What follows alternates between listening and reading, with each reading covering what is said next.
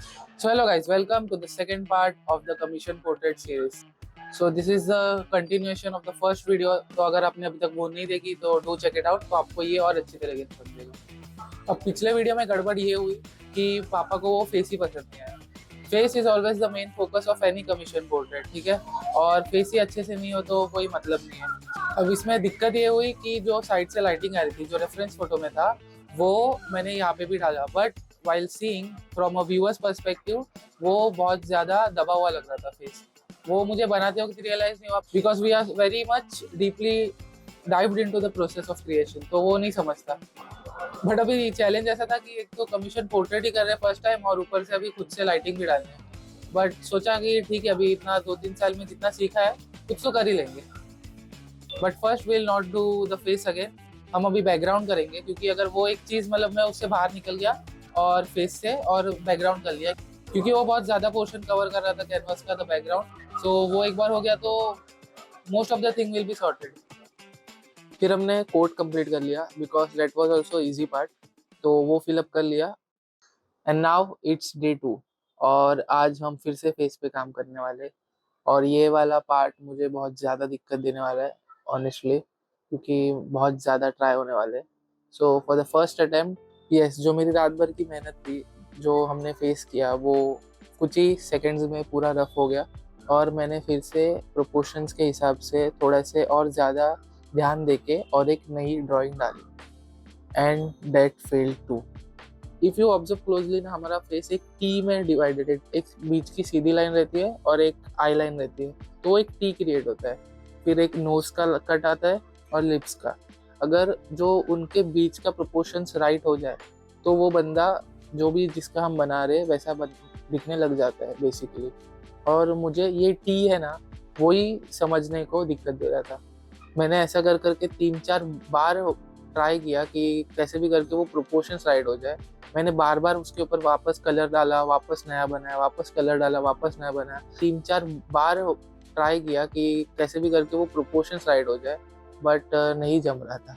तो मैंने वो मेरी एक टाइप ऑफ हार एक्सेप्ट कर ली, because this was not about ego या फिर personal satisfaction, it was a client work, तो वो अच्छा होना चाहिए था।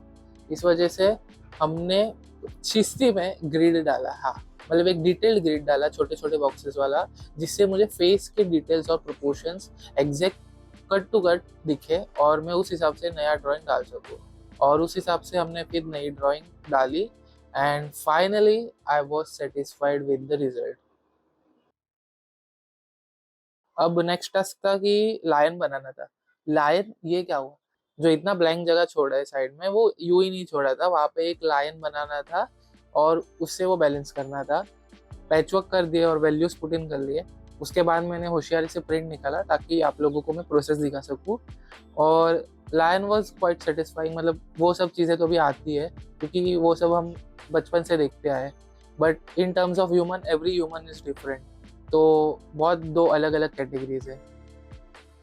सो फाइनली इट्स कंप्लीट, और एक रिलीफ फील हो रहा है। लाइक लास्ट लास्ट में मुझे ऐसा लग रहा था कि भाई खत्म हो जाए जल्दी से, बट आई मतलब मैंने वो फीलिंग साइड में रखी, क्योंकि अच्छा काम मुझे खराब नहीं करना था, ठीक है।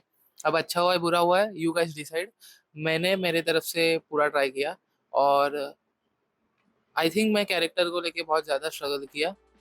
Size was not an issue personally, क्योंकि इसके पहले भी ऐसे सिमिलर काम किए थे इतने साइज के। बट जो कैरेक्टर लाना था उसमें बहुत ज़्यादा स्ट्रगल हुआ। सो हम इस प्रोजेक्ट से ये सीख सकते हैं कि it was not about the result, कि रिजल्ट से मैं उतना खुश नहीं हूँ, बट ओवरऑल प्रोसेस बहुत ज़्यादा चैलेंजिंग थी, बहुत ज़्यादा दिमाग लगाने पे हमें फोर्स की, और कंफर्ट जोन से बाहर निकल के हमने कुछ तो काम किया। तो I am satisfied about that, but not about the result.